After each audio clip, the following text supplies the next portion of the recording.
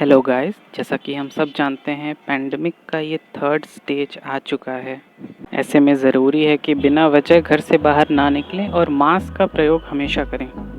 इसी को ध्यान में रखते हुए आज मैं आपको बताऊंगा कि कैसे आप घर पे इजीली स्टीम वेपोराइज़र मशीन बना सकते हैं।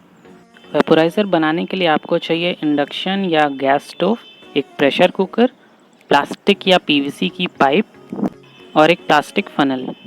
पानी को 5 मिनट तक हम बॉईल कर लेंगे और पाउडर्ड कपूर हम इसमें ऐड करेंगे। अगर आप चाहें तो इसके साथ अजवाइन, सेंधा नमक या विक्स भी यूज़ कर सकते हैं। अब हम प्लास्टिक फनल को पाइप से जोड़ेंगे। कुकर की हैंडल पे मैंने एक पेन का बॉडी अटैच किया है और उसी से फिर हम पाइप को कनेक्ट करेंगे।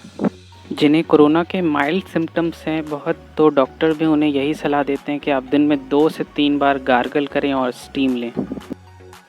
अगर फनल से आपको भाप आता हुआ दिखाई दे तो आप टेम्परेचर बिल्कुल लो कर दीजिए।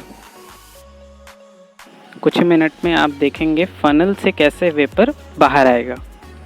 तो इसे बनाना बहुत ही आसान है, आप भी ज़रूर इसे घर पे एक बार ट्राई करें।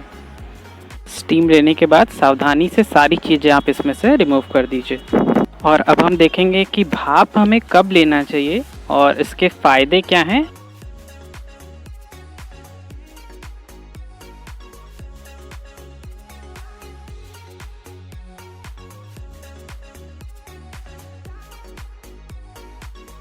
इस वीडियो को ज़्यादा से ज़्यादा लोगों के साथ शेयर करें।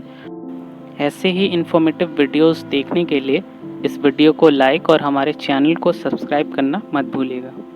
Thank you.